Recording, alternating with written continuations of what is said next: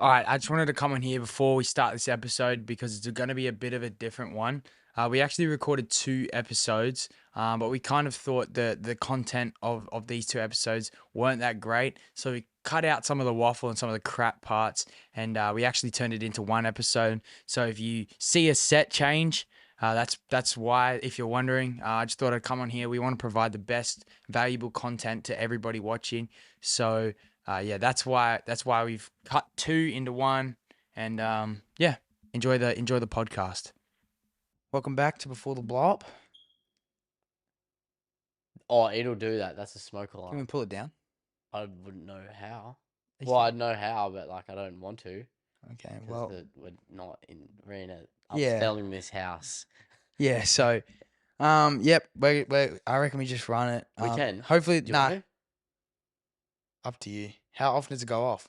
Probably every 20 minutes.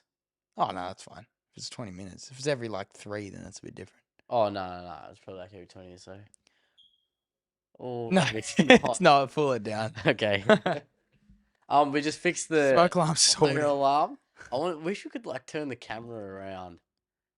Everyone knows what a smoke alarm looks No, like. but like it's just dangling from the roof right now. Anyway, yeah. Let's stop providing meaningless content. Welcome back to Before the Blow Up, episode 10, I think.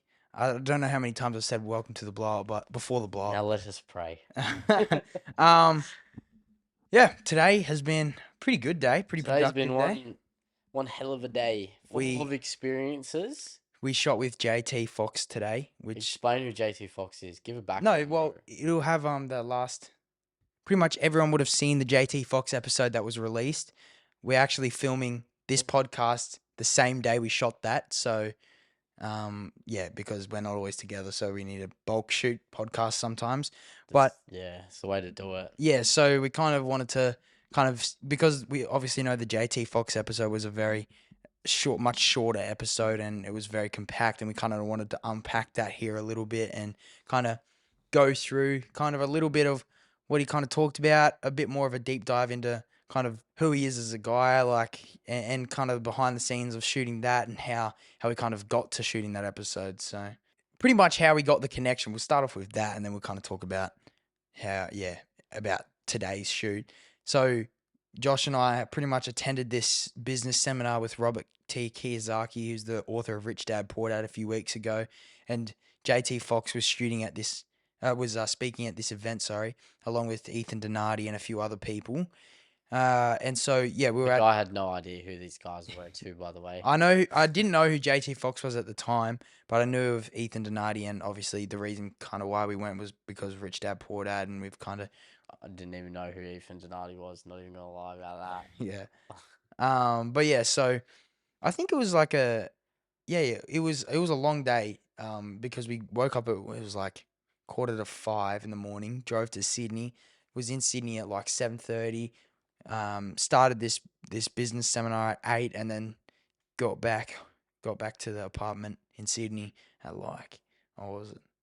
It was pretty late. Yeah, the seminar finished at like 5:30, but we ended up making some other connections on the way there, and we just caught up talking to those connections. But so in his business seminar, he was talking about he generally answers his Instagram messages, and at that instant, I was like, okay, I'm gonna message him on Instagram, see if he can go on the podcast. So I sent him an Instagram message, and he pretty much just left me on scene.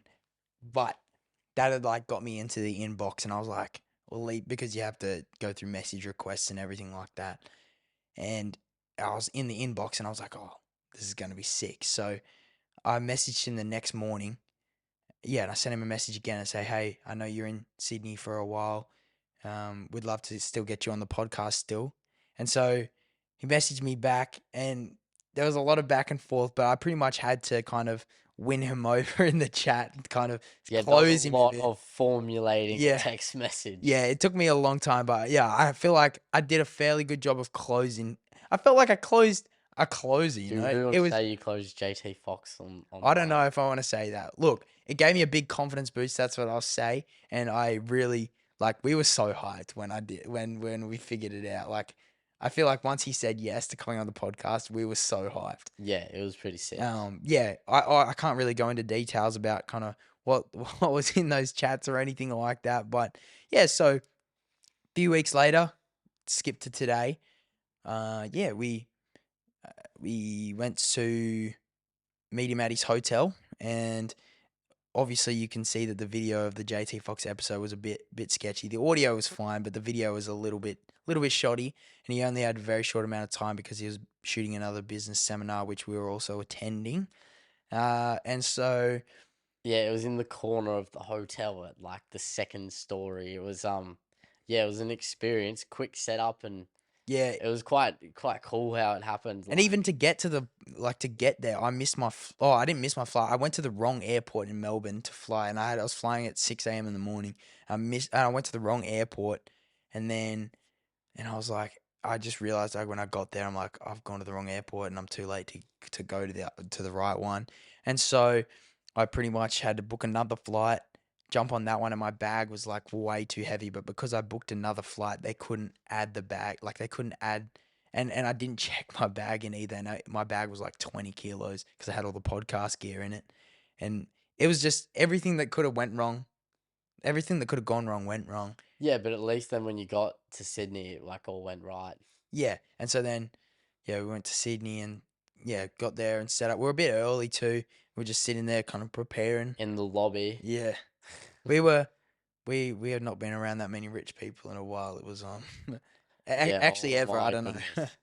No, in that business seminar, there was a lot of rich people in there. Yeah, we were It was good to be in that atmosphere though. flying well above our class. But yeah, so yeah, do you want to kind of go into like JT as a person? I don't know. Oh yeah, he's cool. He's like Harvey Specter of Suits. He's just a Yeah, gangster. yeah, he's so smart. Like. Yeah, very switched on, very compelling individual, a very, as you said, strategic thinker. Yeah. Very strategic thinker, very good with numbers, photographic memory. Yeah. Guys switched on, But very, very switched on. he was telling us that he didn't always have a photographic memory. So it's like, I don't think it's an exact photographic memory. I think he kind of worked up to it. He just learned how to remember things. I don't know, let's not put words in his mouth. No, he said that in the seminar. Did he? Yeah, he said he just practiced every day and that's how he got his photographic memory. Yeah, right. Yeah. And so, yeah, he was just so switched on and just so confident too. Yeah. His That's one of confidence. the biggest things is the confidence just radiates. Yeah, 100%. And like someone came up to us and asked us, "Oh, are you?" This was like, So we're in a 5-star hotel in the corner of it, setting up a podcast studio in like under 10 minutes. We hauled through it. And I was like running leads out to the middle of the floor and like you're getting all the funny looks from the staff.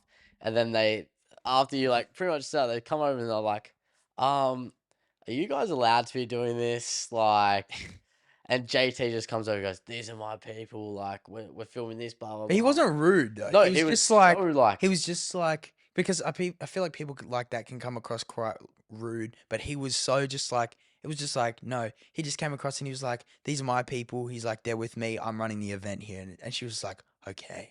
And yeah, it's and just like, it was wow. like, yeah, it was just like the respect he commanded without being like rude Yeah. was To insane. achieve that would be awesome. Like to just be able to do that. I'm running this event. Yeah. Yeah, Let but him film this. I think for him to give us a chance was huge. Like this is obviously the Oh biggest yeah, episode that we've done, and it could really. We don't know. The episode hasn't been released yet. I haven't even edited it. it's our biggest guest. Yeah. And so I don't know what the response will be like. I don't know that many people will listen to it, but I think it's going to give us a much more of a hand up on getting other bigger guests, and I think that's might what blows us up. I don't know. I think that it just him giving us a hand up and him giving us a shot was really like. I think that he just respected a bit of our hustle to get there, which is so cool. Like I don't know, it just felt really like, damn, we got a win here. I feel like this was a big win for us. Yeah, absolutely. Probably our biggest Absolutely. win for the podcast so far. Yeah, absolutely. But man, we made it happen. Like, Honestly, like I'll be honest, he came across quite cocky originally in the original business seminar. That I don't care about saying this. I don't care. And okay. I thought he was maybe that was just my interpretation of it, and that's fine. Like I don't I don't mind if he thinks down on me for saying this. That's fine. But I think it was just confidence, and I was a bit arrogant to his style of sales. And then not only that, I haven't even met the dude. I hadn't even met the dude. Then when I did, I was like, no, this guy's genuine. And there's actually a fair few bad things online about this guy. He's so Really? genuine.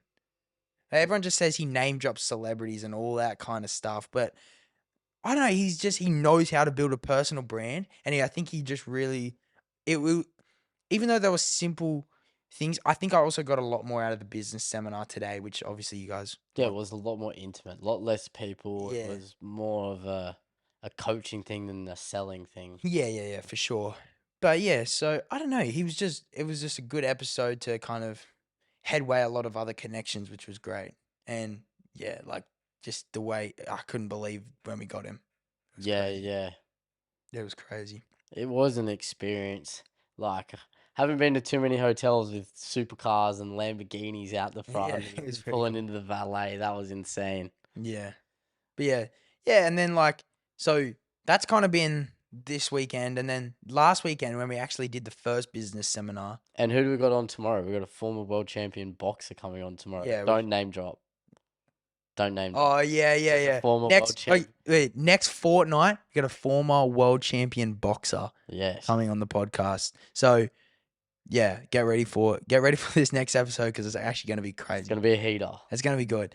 But that was kind of this weekend. Now, last weekend, or it was like 2 weekends ago when I was down in Sydney, or up in Sydney last time, we also started a business. Yes. Yes, We we did. started a business as well. It's a bit of more of a side hustle kind of thing. I wouldn't say it's a full time business at all. It was just more of a side hustle kind of. Well, it's not a full-time business because I'm working as well. Yeah, and then I've got other stuff as well, but I just look at it as a side hustle kind of thing. You want to kind of go in? So we're referral partners to a real estate agency in Sydney, and essentially we generate sales leads, call those leads up, and offer them a position. Sales agent leads, so not sales. Yeah, yeah. So Sales. they're real estate agents that we're calling, and we offer them a position, and if they sign with the real estate agency we're offering, that employ us, sorry, We we get a subcontract referral to them. bonus. They We get don't a employ referral us. bonus. Yeah, they don't employ us. We subcontract to them. Yeah, yeah, we're referral partners Yeah, with them. yeah, and then then we get a commission on if an agent signs with them or, yeah. So it's a bit of a side hustle kind of thing. And Mm. yeah, I think starting out was tough going the first like week of starting out doing that. Yeah, and Bec- I'm branching out as well into actually listing houses now. yeah, And yeah. I'm this house, I'm presenting this open home on Saturday. Hey, yeah, I'll be your associate for the day because I'll be Yeah. here anyway. But yeah, so yeah, a few side hustle things going on, but I think that learning to sell at the start of doing that because we're essentially closing people that aren't asking for a call. Yeah, that don't really want to change where they work. And so we've essentially just got to get them in front of another person. And so having to learn how to close people and sell to people that aren't looking for anything was quite a bit of a learning curve for us. Like Josh has spent a lot of time being like really good at mountain bike riding, so he's been one of the best at what he does, and I've been pretty good at music as well, and so I've been one of the best at not the best, but like pretty good at what I do as well, and so we're both used to being good at what we're doing. So now going to this new sales space, I think it was kind of difficult for us at the start, a bit of just a hurdle to get over within ourselves.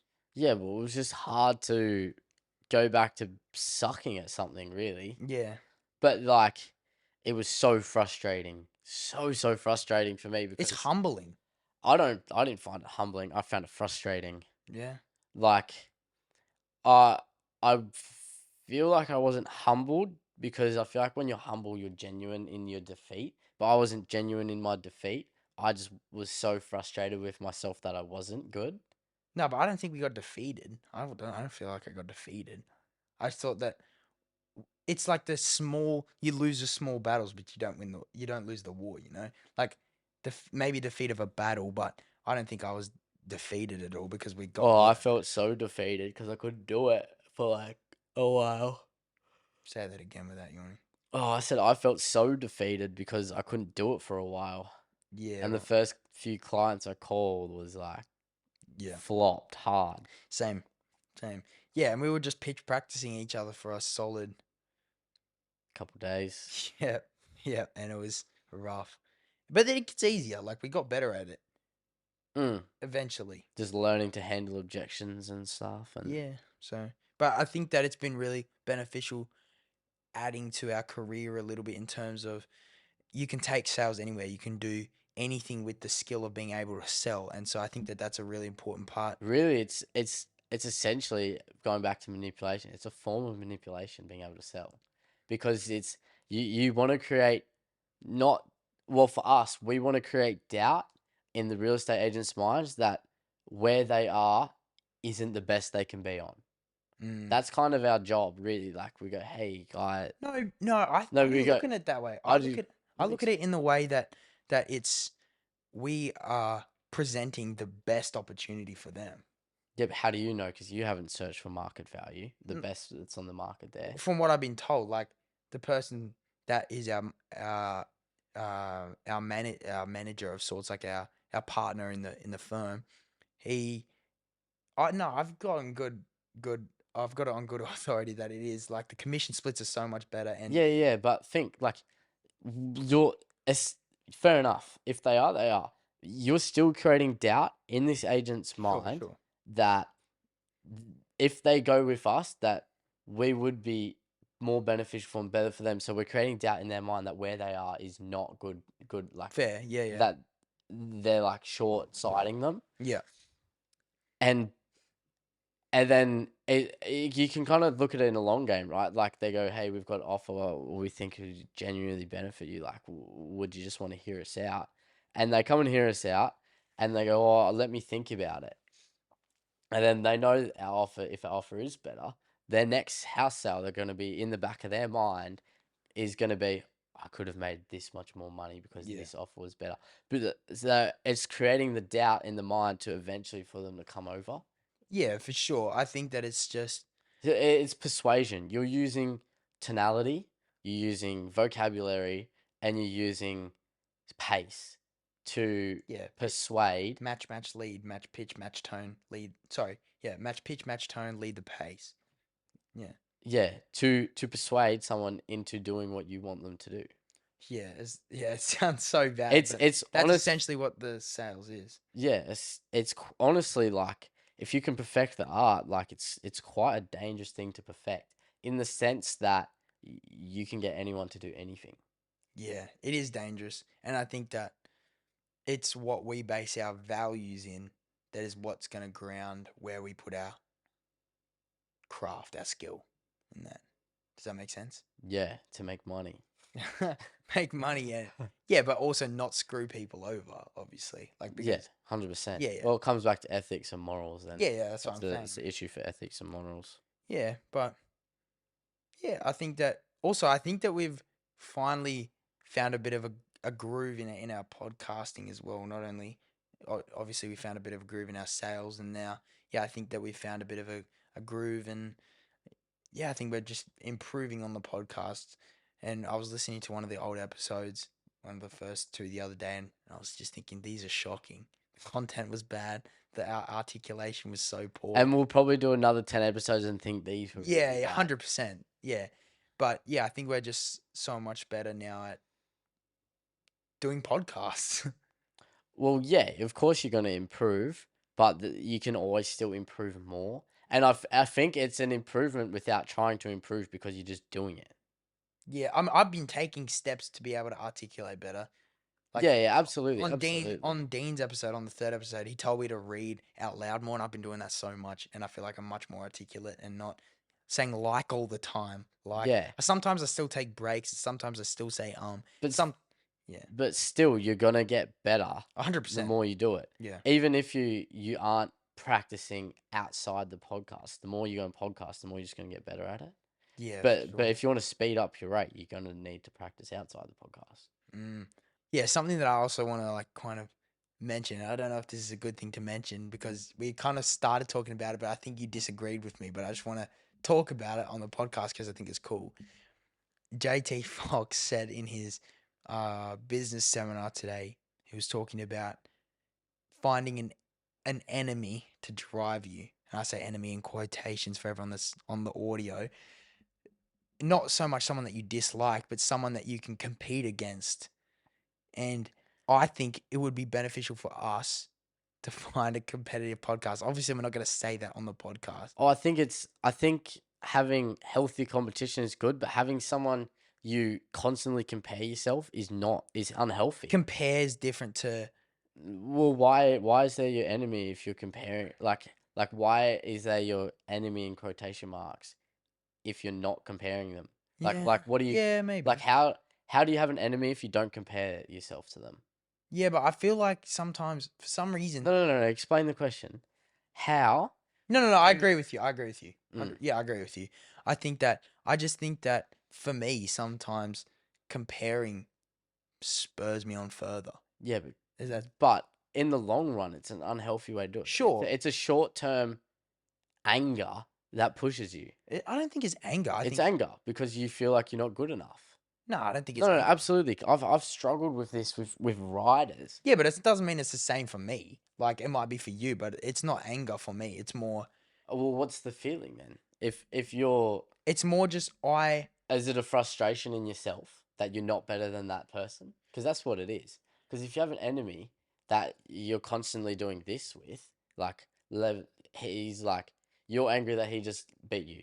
Oh, I got to catch up. Oh, I've got one up on you, sucker. Oh, he comes up. Oh, like yes, you level up, but it's a super unhealthy way. The only reason you're having the enemy is because you're comparing yourself to him. yeah. And But then why? comparison's the thief of joy, man. You're not that step. You're not going to enjoy the step because you're so worried about this other person. But I also feel like it's how much attention you give it. It's not like I'm going to be obsessed with them. But also, my question is, I'm not It'll saying consume you I'm not going to say I'm going to do this 100%. My thinking behind this is why would JT Fox say it if obviously I'm not going to take everything he says as gold, but why would he say it? He's worth nine figures, and if he's giving some advice, why would I not at least consider it? because it'll ruin you. I don't think it will, because I feel like No. You don't know JT Fox. You've met him, but you don't know JT Fox. You don't know his issues. You don't know what he struggles with. For sure, all you know, he may hate himself because he he might not have any friends. He's talked he's you just don't know. And I'm not don't want to speak for him, but you have no idea what that man has sacrificed and gone through and the burnt bridges he's had or yeah, do you true, know what I mean? Like you're looking at his life from an outside, nine figures, glamorous, this and that, but you got no idea what his life is like. yeah, 100%. Like he may resent someone for something he did, and then if it beats him, like it's one thing to use what someone says as to use what someone says as like a driver, but if you have a person that you're constantly basing your achievements off, that's unhealthy. Maybe. I don't know. I think it's not something that I can agree or disagree on right now. I think it's something that I've just got to think about and process because I think about and process things over time. I just think that it's not something that I can kind of say right now, yeah, I agree or I disagree because I just don't know yet. Mm. It's one of those things. Like I'm happy to go either way. It's not like I'm so up against like yes, I'm all. But that's the thing. I am for competition. And so the See, reality, there's nothing wrong with healthy competition. yeah, but There's that's what I'm nothing wrong saying with a is competition. that it almost comes back to the manipulation thing, or it's like How does competition come back to not manipulation? sorry, not manipulation. It comes back to their subconscious thing. So it's What like subconscious? What do you it's mean? yeah, it's subconscious. Is competition subconscious comparison?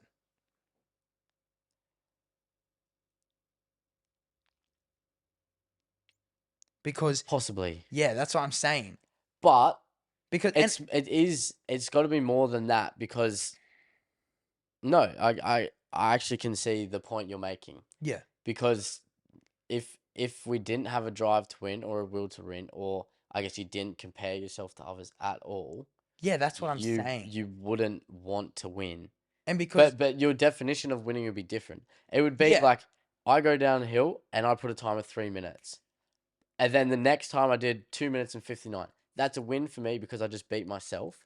But you're comparing to yourself as you're well. comparing to yourself. But the reality is you versus other people. So you're Exactly. going to compare it to yourself to other people regardless of whether you want to or not if you're in competition. But That's what I'm is saying. is what makes it healthy competition or I think an enemy's too strong of a word. He just used that word and I think an enemy's too strong of a word, but is having healthy competition is what makes it healthy or unhealthy, your values and where your values and your core beliefs are. Is that what makes it healthy and unhealthy? Or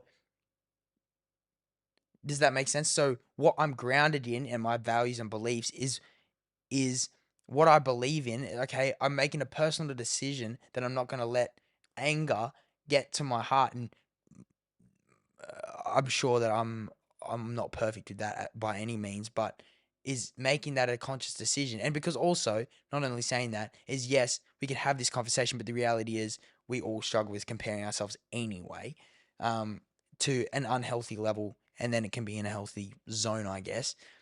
But what I'm saying is what where's the line and what determines the line between healthy and unhealthy competition? When you start to resent the person you're comparing yourself to. Okay, so then if we happen to set up a boundary, okay, now I know I'm starting to resent them, and then you do something, you take an action step to get out of that unhealthy competition, like at, as you get to the point, okay, now I feel like I'm starting to resent them a little bit, I'm But gonna what's your step away. boundary? What do you mean by you set yourself a boundary? What is a That boundary you're feeling, setting? when you resent someone, Yeah, yeah, but what's the boundary you're doing to stop resenting them? you just okay, I'm not gonna look at their content anymore. I'm not gonna look at their But you're so racing for me. You're racing them. I You guess it's a can't bit not. different. It's a bit different for us because we're in such different. I'm thinking from more of a podcast point of view because the reality is for me personally again in the music industry there's always people that I'm trying to outgrow is such a like a yeah yeah there's always people that I'm trying to I don't know if I want to say be better than because that's the wrong way to put it. No, I want to say that again. There's always people. I don't know. I'm so competitive, and I think that There's this. nothing wrong with being competitive. Yeah, but I'm super competitive where I know when it's when it is making me think and I start to resent people. I know when that is the case. And so if there was a boundary of saying, hey, and as I said, it's different for you and me because I'm in music and you're in writing, so I don't know how to But still, the basic principle is the same. Is there someone you compare yourself to in music?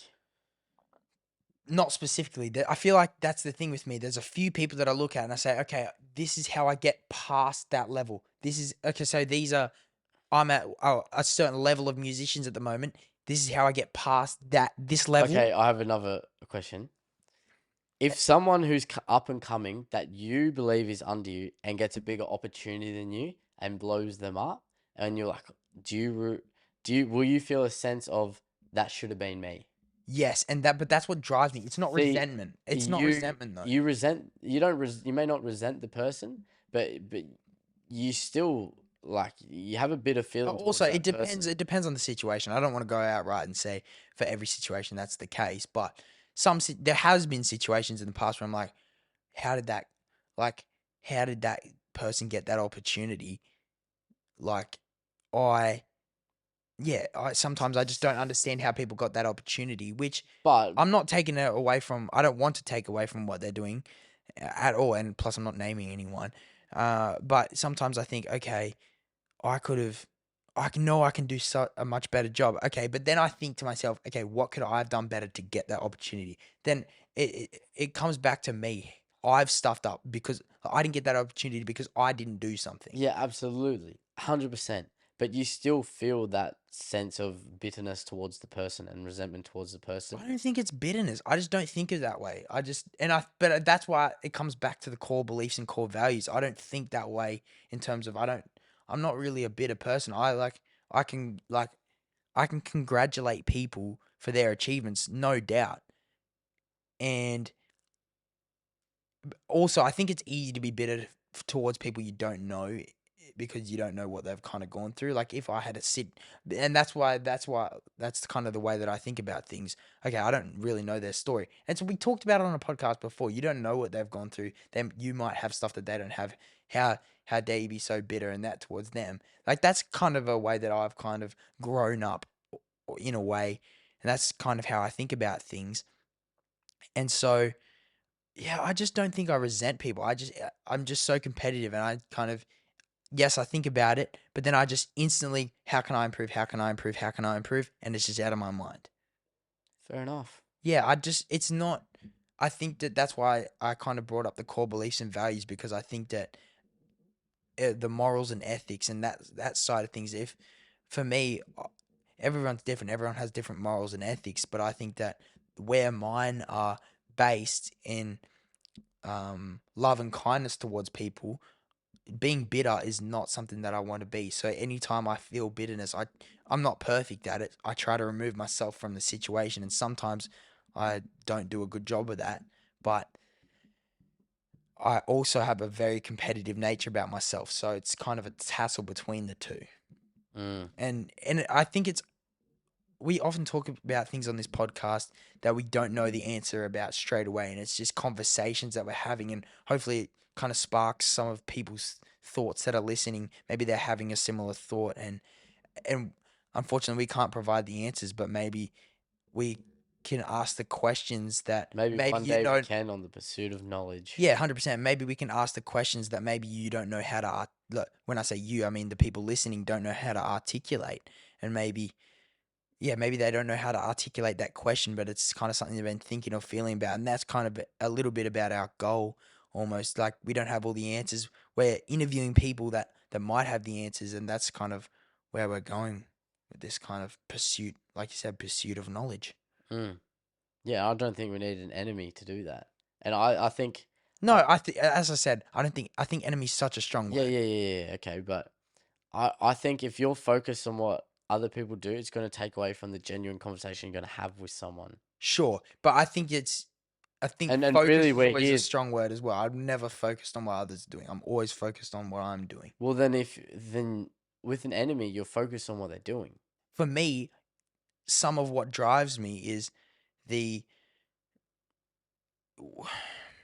is Well, looking at somebody else and saying, "Okay, that's what they're doing. How can I improve myself yeah, to level up, to keep doing that?" That's not but but why that's do you have to focused on go? myself as well. Why do you have to go? That's what they're doing. I need to do this to level myself. Why don't you just go? I need to do this to level myself. Do you when you're riding a race, do you look at someone's riding style, or do you look at the way someone rides, even professional like people that are way like podium people that have ridden on a podium, do you look at the way they ride and you say, okay, I can do that to improve? That's also what I mean. So you're looking at other people's things and you're saying, okay, they've done that well. That's how I can improve, get to that level. Now, how can I upgrade? Yeah, absolutely. Like learning off That's what some. I mean. That's what Right. I mean. Yeah, And yeah, yeah. that's what I like. That's what I mean. That's why I think enemy's a terrible word, and I probably shouldn't have led with that. But I think that it's the reality is whether you because the reality is me and you have competition, and that I think we have healthy competition. Yeah. But if you want to look at it in the way of you're a competitor to me, but I don't resent you, like I don't resent you, and I don't look at like you're just my mate. But the reality is we have healthy competition, and that's a lot of the time what drives us. We've been grinding a bit on the podcast. I feel like that's all I've been doing lately, mainly podcast stuff and music stuff. But podcast stuff has been taking. I feel like I've been in Sydney every second week. Yeah, but we've been working hard trying to get some sponsors. We've got maybe one on the horizon, kind of a bit of a deal we got happening, but it's too early days But to that's talk to be about it, revealed at a later date. and it's too early days to talk about whether it'll happen or not for the as a sponsor deal thing. But yeah, tell us what's been going on. Bro, what hasn't been going on?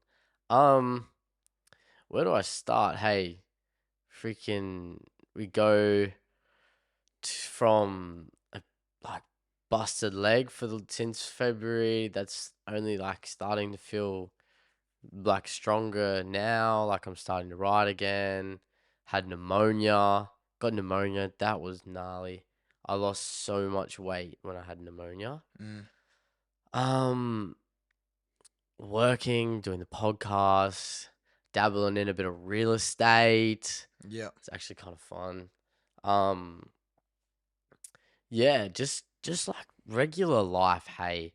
Like I wish I could go out and be like, "Oh, I've done this cool thing and this cool thing and this cool thing," but I just I've just been almost succumbed to like an ordinary life right now of like I'm building as well, like 9 to 5, well, it's actually 7 to 3:30, but 9 to 5 like building like houses, like as Yeah. like laboring for a builder, and then like just no, just training, doing my training, saving up for going overseas for World Cups. Um, yeah, literally just ordinary, like in the period of just the slog stage. You're just Yeah. slogging it out. I feel like I'm in the stage of like I'm struggling to fill my days in terms of there's been all these things which I was supposed to go and do this year, and they've kind of the rug's been pulled, and now I'm like left standing there with not much work now, and so I'm now slowly starting to build back up where I'm doing things there, like the Shannon Noll concert, for example. Like doing that, I want to talk about that actually a bit. Doing the Shannon Noll concert was like, because yeah, this is the first podcast we've shot since then. So I'll talk about that. I yeah, pretty much got to open for Shannon Noll, which was unreal. 550 people there, so pretty big crowd. They were super attentive. Yeah, it was good. It was a good gig. Is it like, does like the actual atmosphere in the crowd make a big difference? Yes. Like, would it be better to have like a 500 people but really like into it, or like 5,000 people and like kind of just cool? No, 5,000 people is a lot of people. That's 10 times. 5,000 people is a lot of people. Yeah, it would be different in saying like I would rather. So what would be better? I would choose 5,000. That's 5,000 people Even if they weren't like, even if they're like, oh yeah, because that was alright. at least 500 of them would be half attentive. So, Or 500 fully attentive. That's like 500 guaranteed radical fans. well, okay, it's different. Okay, radical fans, like they're buying stuff like merch and that kind of stuff, and then like that kind of stuff. Anyway, I just had a really good idea. I What? just had a really good idea on. What? I'm gonna cut this out of the podcast. No, But no, no, leave it in. no, because it's about the deal. Oh, I just had a really good idea on how I can monetize, like how we can monetize merch good, and you would benefit heaps more than me out of it, but it would be good why? because, bro, we could monetize like elite merch, Like how? like Frotha merch. yeah, Everyone wants yeah, Frotha. I've yeah. had thousands, literally thousands But of like people ask Frotha for merch, Frotha like, merch. but you could have it under the umbrella of like Before the Blow Up. So like I could have my own merch, and then you could have your own merch, and then we could have Before the Blow Up merch. True. I know someone that would actually get my merch off the ground But we too. can still probably leave this in the podcast, Yeah. honestly, because I haven't said anything about it. Yeah. But, yeah, okay, maybe merch coming soon. We'll see. I literally know a guy that could do it. Nah, I want to be able to. I want some freedom in the design. Yeah, no, like no, that could like distribute it and like make it for us. Maybe this is a good idea. Now, before the podcast becomes a business Yeah. conversation. Yeah, this is actually a good topic. Like to kind of talk about this, but yeah, we're pretty much looking at So everyone knows how we're gonna monetize the podcast. I feel like it's such a weird thing to tell people. Yeah, but I feel like it's part of the blob. Like this is part of we want to showcase on the Is podcast. it though? Like when we say part of the blow, like the podcast will blow up, 100%. But like, I feel like that was meant on like an individual level, What? like before the blow up. Yeah, but it's no, I don't think it's I think it's macro and micro. On a macro What's level, with your big words, bro? Macro and micro. What do you mean macro? like That macro makes me in think of ter- a fish, man. What? Macro or like mackerel. Mackerel. That's Yeah, not but the same. but the word macro makes me think of a bloody fish, bro. I don't even know what you're on, but I'm saying like macro in terms of like our careers as a whole, and then micros in like music, mountain biking. Yeah. So even though that's not really what macro and micro is, and the macro is like a world sense, but maybe like a worldly sense on our success as a whole, and then micro is in our individual journeys. But yeah, anyway, I don't even know how we got onto that. I'm thinking of fish now. So, I would actually be keen to go on like a deep sea fishing trip. bro, it's too late for you to do a podcast. He's not on the topics. um, Okay. yeah. So, no, that's what I was saying. It's kind of cool to see. It's kind of cool to document as well the journey of that we're on to try and, because we're a business here as well. We're trying to monetize the podcast, but we also don't want to like not provide value to people that watch it either. We want to. Yeah, 100%. That's why I don't want the merch to be crap, if it was to be merch or whatever it is.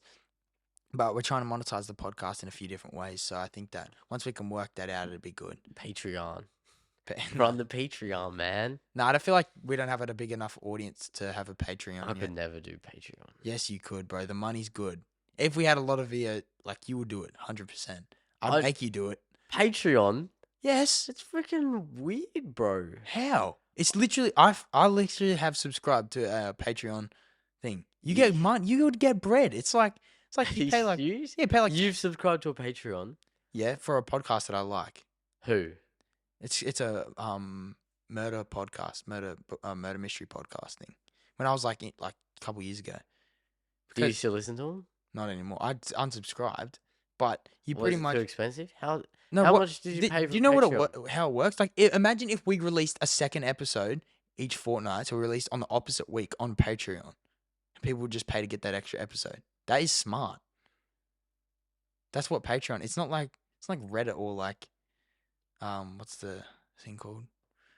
I thought it would work like OnlyFans. Like, hey, you should like pay and then you get their content. Well, yes, that is how it works. So it's like an OnlyFans, Kinda. but it's a Patreon. Yeah. So why don't we just get an OnlyFans? That's outrageous. Like before the blow up podcast OnlyFans. But like, bro, there's people doing that. Yeah. Like heaps of UFC fighters do it.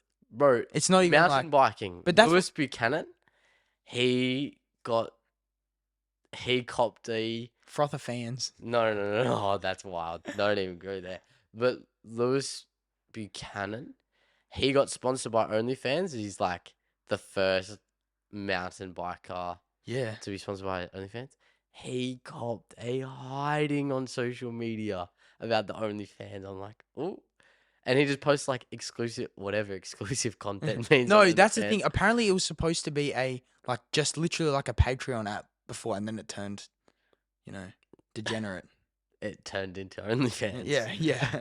But yeah, he even got fines from the UCI because he wore like an OnlyFans helmet. Like he copped it, like proper. Oh, like that copped it, not just like hate, but Oh like, no, he copped a lot of hate too. yeah, but not just that, like actual fines and stuff. Yeah, he got a fine, but not because of the OnlyFans, because there was some rule where I think he raced something where he wasn't allowed to wear like an OnlyFans helmet, I think. Yeah, right. And he was like wore it anyway and got like a fine and like a ban from the UCI.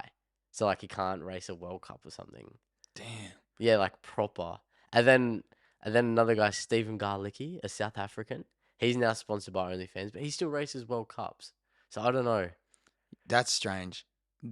I don't think I would take a sponsor from them if they offered. Okay. Put it Mate, this way. oh, nah. I don't think I could. I couldn't partner with that. Okay, but think like there's even motocross riders like that are in. But it's like sponsored by it's OnlyFans, not isn't it? just that. It's like that they're happy to have all that on there as well. That's the Okay, issue okay. for me. Think of it like.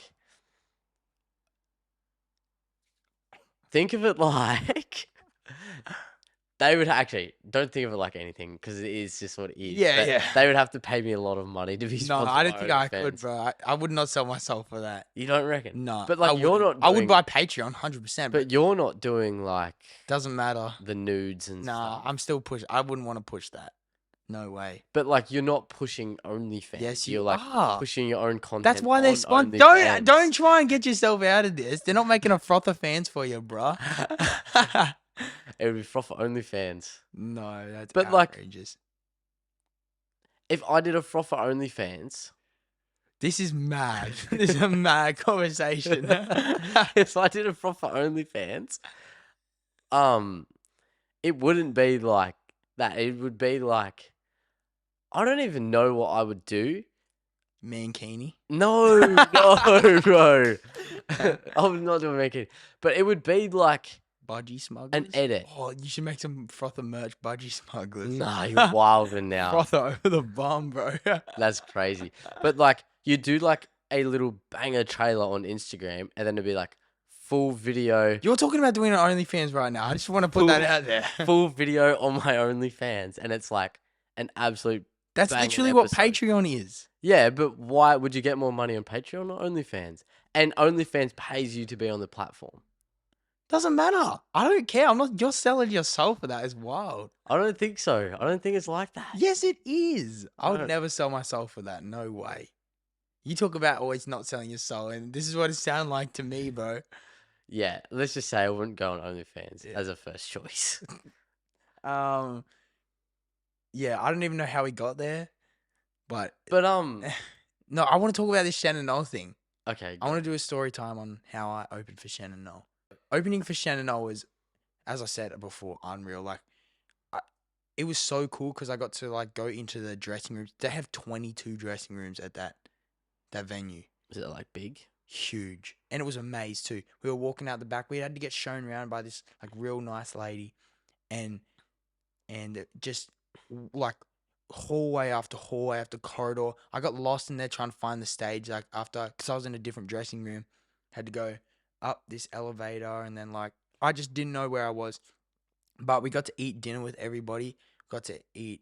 They catered it. I got to sit around the table with Shannon Noll and the whole team, the crew, and it was really cool. What was it like sharing a meal with like someone actually like that famous? The atmosphere was great. It was pretty funny. The blokes were funny. They were half drunk as well, which was pretty funny. Was Shannon Noll half drunk before? No.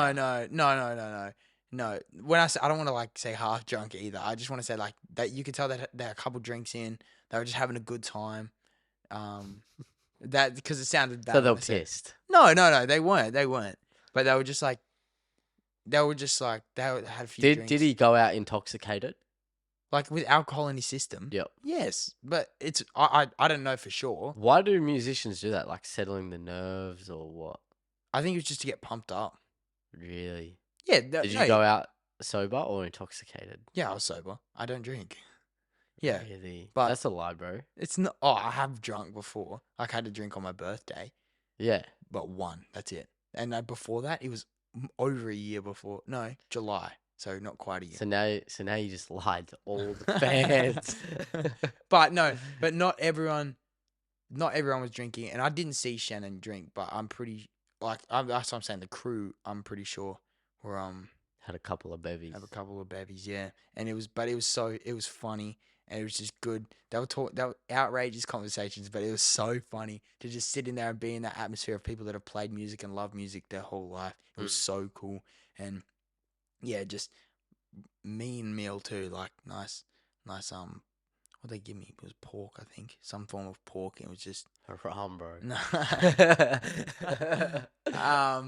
no, it was good. It was so much fun. The energy when I walked on stage too, because I was the first one performing, and then there was Shannon Noll's son Blake, Yep. a second, and then Shannon Noll. The energy when I walked on stage, they pushed it back 15 minutes too from when I was supposed to be walking on because there wasn't enough people.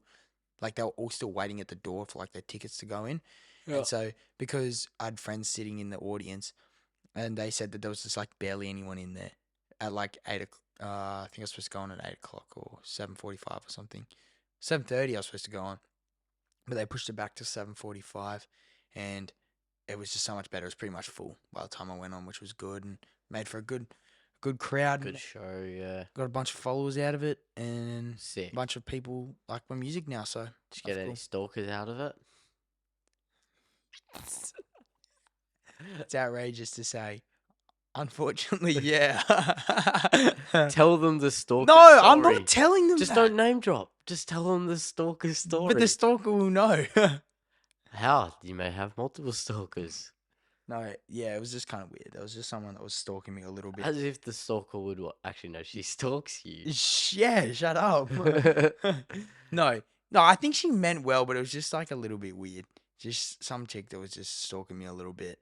Just a few. Stalked you a little bit. No, don't say it. I don't want to. I don't want it to. Don't say it because I feel like I feel bad a little bit. How do you feel bad for a stalker? I don't know. I Do just you remember what was that Netflix documentary? I haven't watched it, but I've heard everyone talk the about. baby reindeer one. Yeah, Yeah, about no, a female stalker. No, It's literally gonna happen to you, bro. Nah, I don't think so. But maybe you never know. But no, it was just no. I don't think it's not stalking. It's just a little bit weird behavior, like the way some of the social media stuff from her end has gone. Anyway, I don't really want to talk that much about Stalker. it. But apart from that, no, it was good. It was a good night, and people seem to enjoy it. I got a few gigs out of it as well. And no, actually, I really wanted like Shannon Noll, like I thank him so much for the opportunity. Like Mm. he was a good bloke too. Like I was having a chat with him after we got a photo, and it was good. It was really good night. Had a lot of fun. So, Sick, bro. yeah, and yeah, I'm trying to open for Sam Fisher now as well. True, I did see that. Yeah. Like it would be cool. I shared it, so you're welcome. Thanks, bro. Thanks. No, I'm super keen to get to open for Sam Fisher. There's two Do you people. think you will? There's two people that I'm worried about that might get it over me. Which if We that's could go kneecap him. No, I'm kidding. I'm kidding. I'm kidding. Best of luck to your competition. We will. I would No, never. joke. I would never. Don't lie, no. No, I would. No, Jake. No. I don't think like I have a solid chance of getting it because there's not a lot of Melbourne entries either. There's just two people that I'm a little bit like they could get it. They're really good. They're talented. They've got a good, I guess, brand going. A good personal look, I guess, for music. He has seen my video, so he commented on my TikTok. So he's seen it.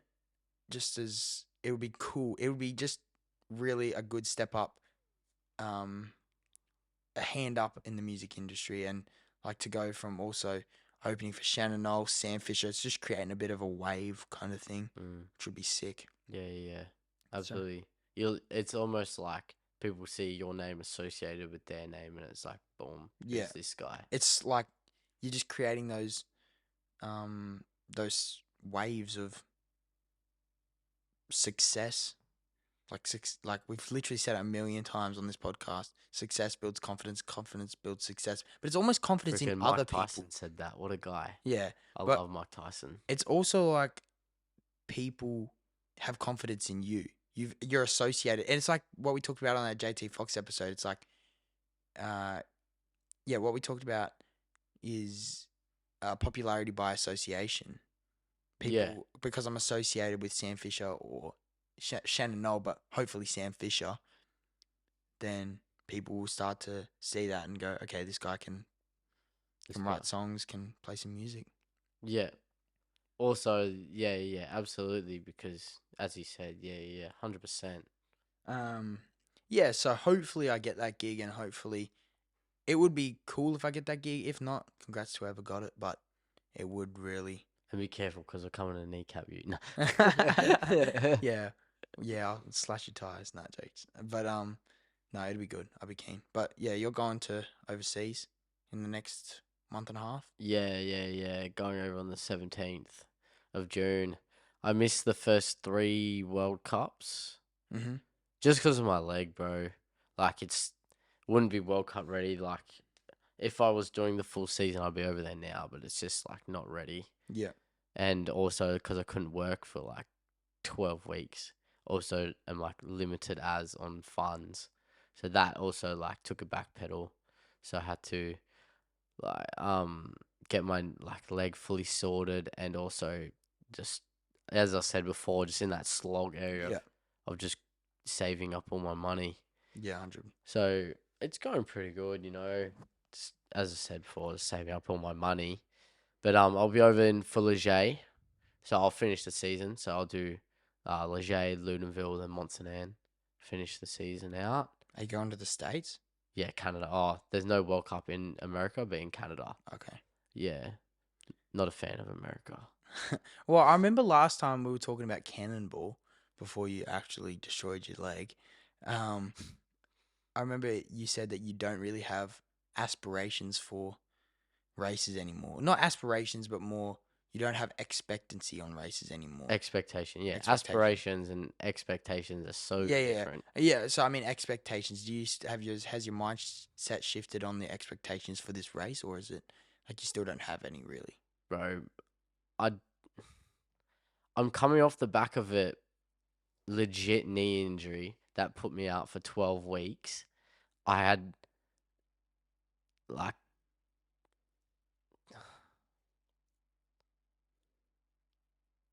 I don't even know what to say, man.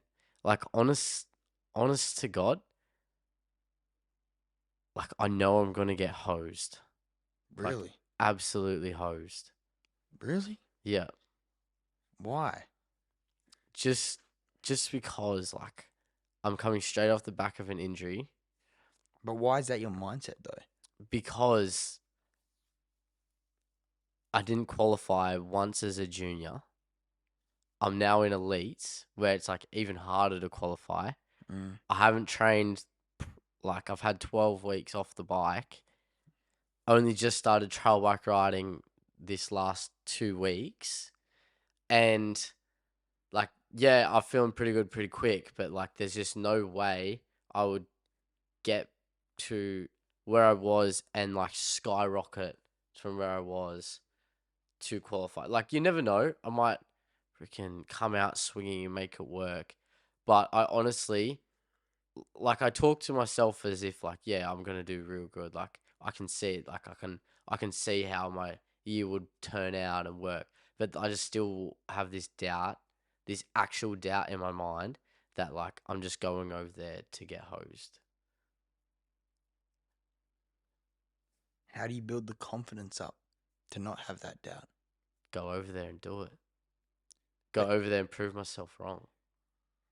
you're going it from a prove yourself wrong view. But wouldn't you want to? Like, is there any way that you can have that confidence with yourself, like to get that doubt out of your mind? I don't know. I feel like I don't really understand that because for me, right, I know that I'm gonna make it as a musician, as an artist. There's not like there's genuinely not a doubt in my mind of saying, okay, I'm not going to. And there might be in the big picture in sense of you're gonna make it as a mountain bike rider. Am I wrong to say that, or do you still have that doubt in your mind? Look, there's always a little bit of doubt just because of my results. I can't deny that. To be honest, like there's always a little bit of doubt in there. Mm. But for the big picture, I I think I'd make it because of just how determined and consistent I am. But the issue is, you said you think you'll make it. I don't like. I genuinely like. I don't.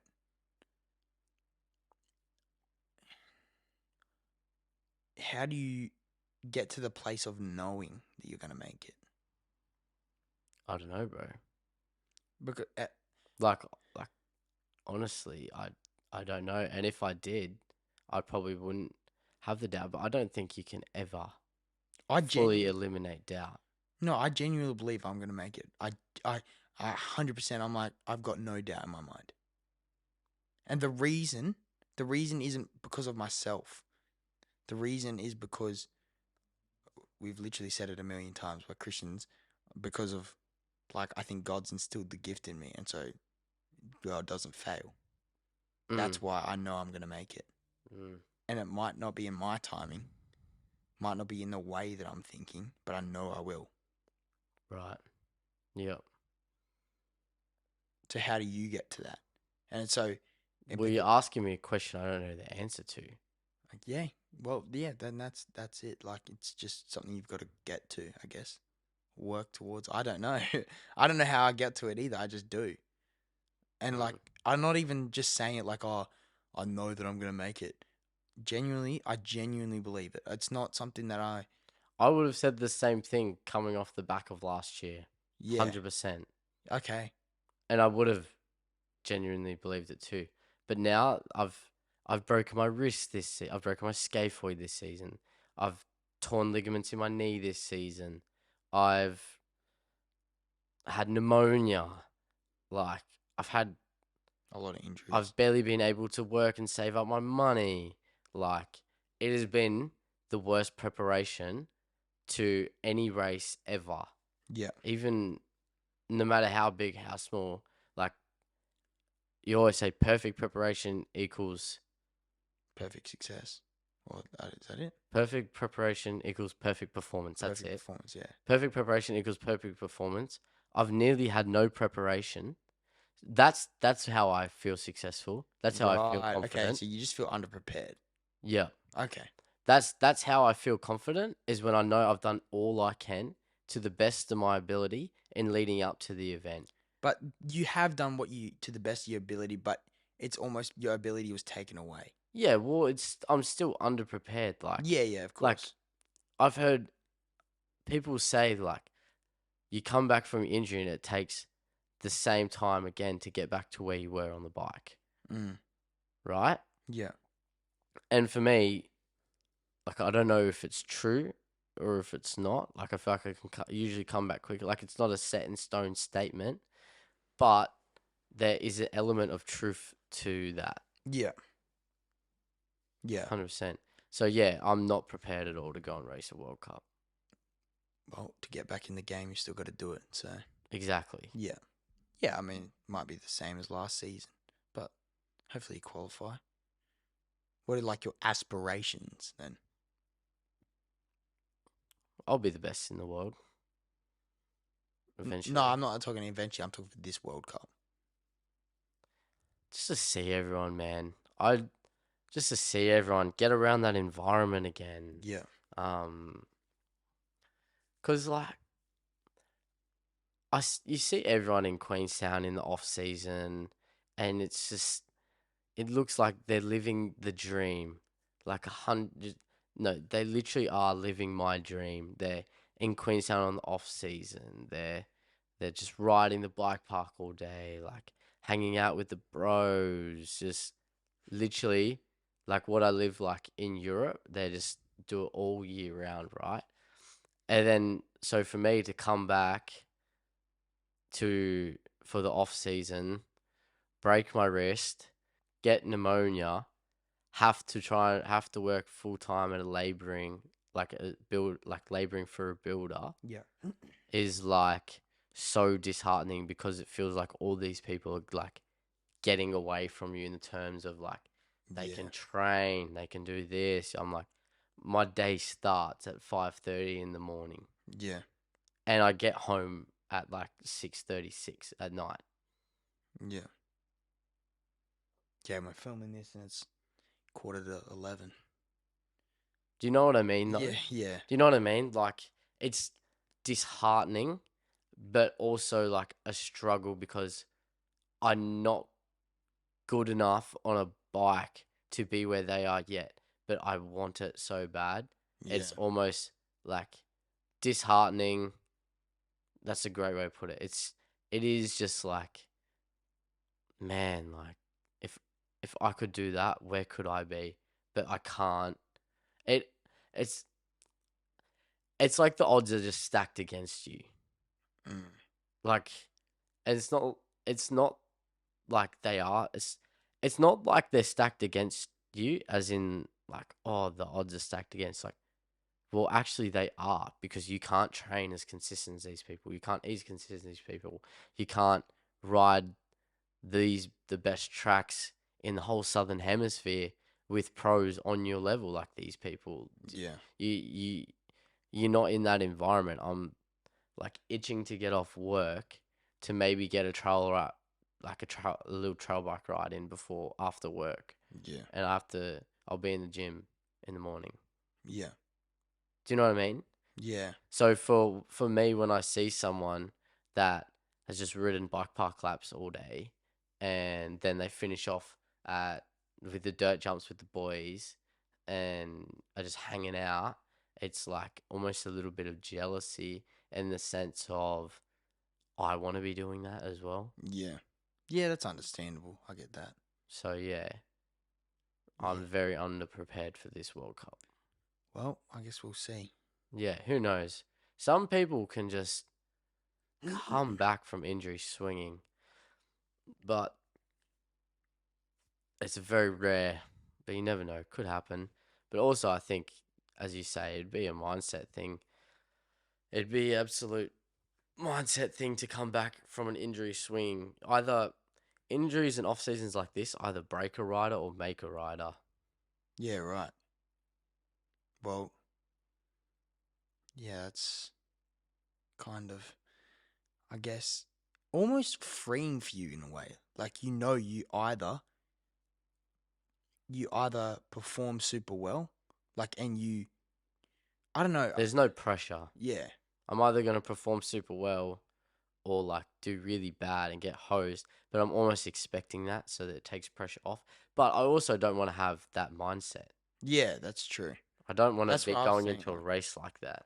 yeah, that's what I was trying to say. Like, do you want to be going into a World Cup season thinking, "Oh, I'm already going to get destroyed"?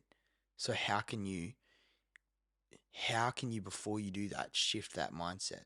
As I told you, bro, I think the only way you can is to be as prepared as the most prepared you possibly can be. Okay, so ways to I think that it might be one of those things is when you start racing in these World Cups that you approach it with a mindset of how can I learn as much as I can in this time? Because I've got limited time outside of the World Cup season. Let me learn and just glean information while I'm with these pros, while I'm riding these tracks.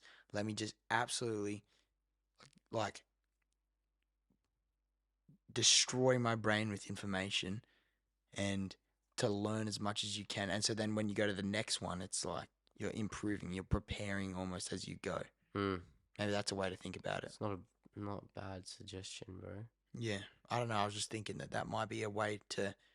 Okay, you've realized your situation. Okay, I the odds are stacked against me, but it's almost I don't want to say victim mindset, but because the reality is it is.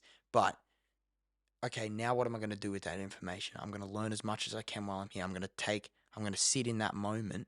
I'm going to be in the moment of the World Cup. I'm going to be there every bit, every time I have, I'm taking in information. I'm a sponge. When I'm around the pros, okay, what do you do that's different to me? What do you do that's better than me? What do you do that's worse than me? What have I done last race that I could do better next race? Like, how could I be more creative in my lines or whatever the terminology is? I don't really know, but always just literally even like write a list of questions that you can every time that you can just think about just like a list of like 100 questions. How can I do this better? How can I do that better? Maybe I don't know. I'm just putting out suggestions there. Mm. It's not. It's pretty good, bro. Yeah, I Like, feel like that was off the dome.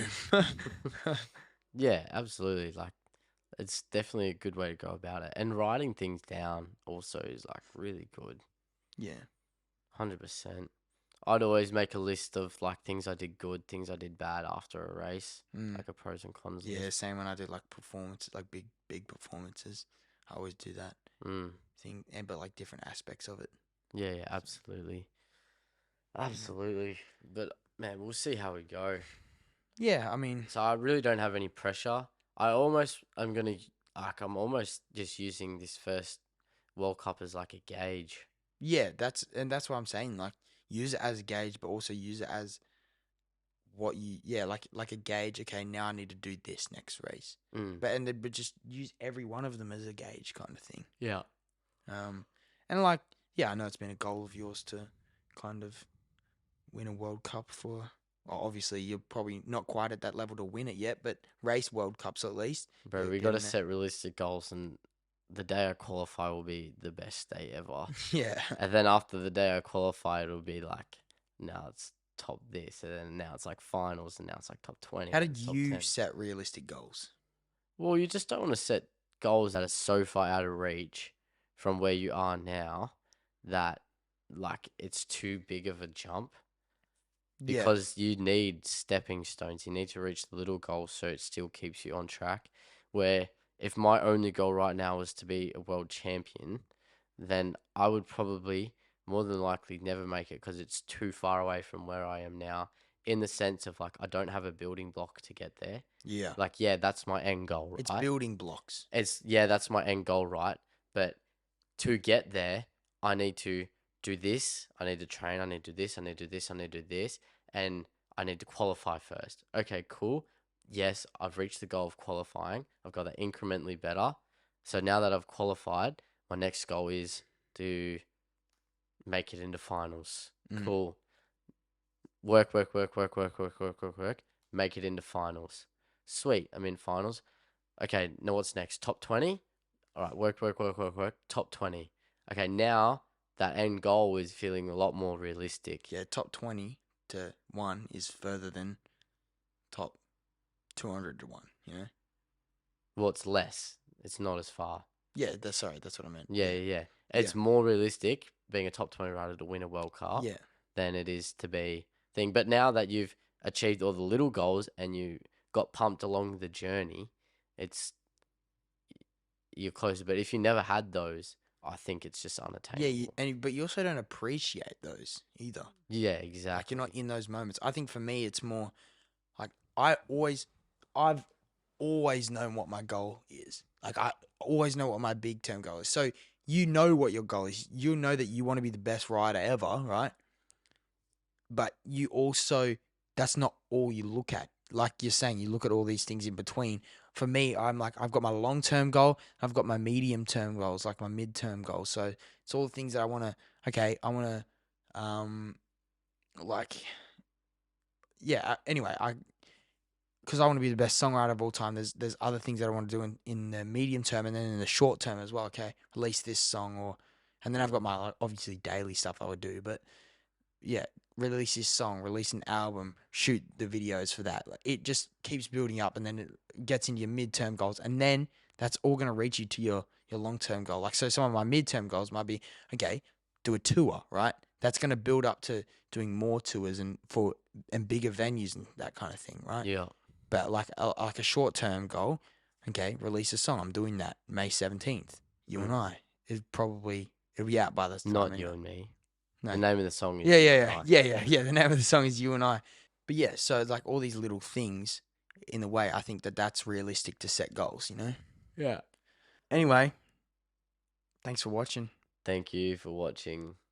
I feel like we don't really like doing these me and you talks anymore. It's so much more Yeah, fun to it get guests. sucks, man. It's so much more fun to get guests. Yeah, It's everything talking about to it. guests is like so cool. I learn so much. Yeah, this Now I is have like, to talk about stuff that I already know. yeah, I don't have to, but I want to provide the value in that way. But yeah, it feels boring. it's so Because it's like, cool, I know what you already told me. yeah. With Shannon, Noll. I was like, Yeah.